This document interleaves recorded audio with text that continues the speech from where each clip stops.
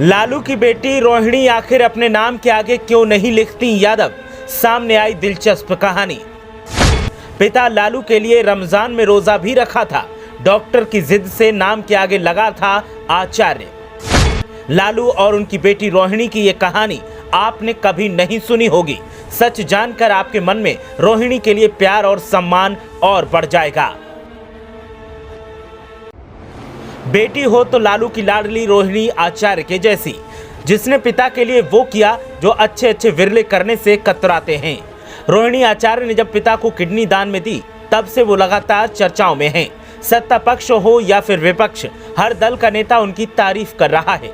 लेकिन लालू यादव की लाडली रोहिणी अपने नाम के आगे यादव क्यों नहीं लगाती?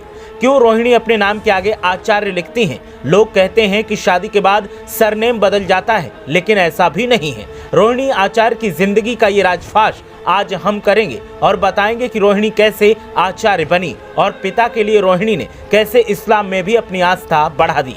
तो शुरुआत इस्लाम से करते हैं। इस्लाम में रमजान महीने को सबसे पाक माना जाता है।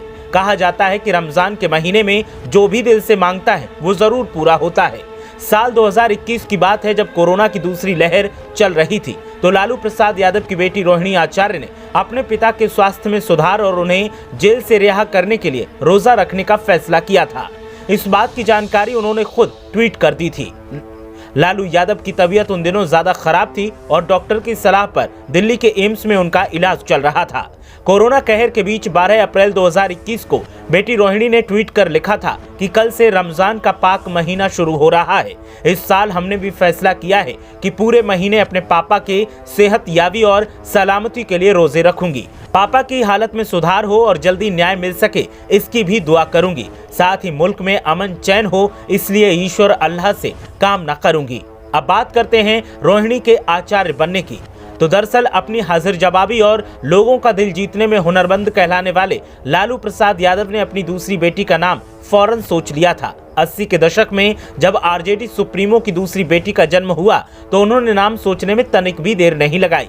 बेटी का जन्म रोहिणी नक्षत्र में हुआ था, इसीलिए उन्होंने बिना देर किए अपनी बेटी का नाम रोहिणी रख दिया। 43 साल की रोहिणी का जन्म 1 जून 1979 को पटना में हुआ था।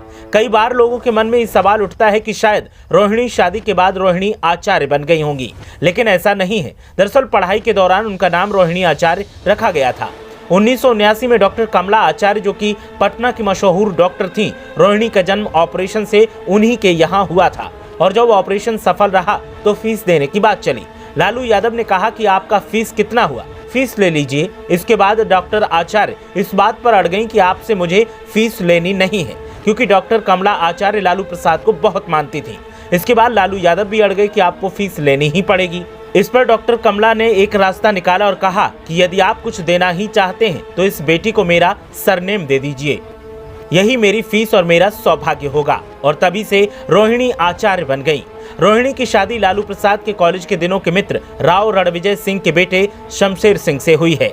रणविजय सिंह का कोई राजनीतिक बैकग्राउंड नहीं है। राव रणविजय सिंह ने यूपीएससी पास कर आयकर विभाग में अधिकारी बने थे। रोहिणी की सास प्रोफेसर रही हैं और पति सिंगापुर में सेटल्ड हैं। एमबीए की पढ़ाई पूरी करने के बाद ही रोहिणी के पति को वही नौकरी भी मिल गई थी। रोहिणी ने एमबीबीएस की पढ़ाई के दौरान ही शादी कर ली थी। रोहिणी ने शादी के बाद अपनी पढ़ाई पूरी की और उसके बाद से ही पति के साथ सिंगापुर में रह रही हैं। रोहिणी और शमशेर सिंह की एक बेटी और 2 बेटे हैं।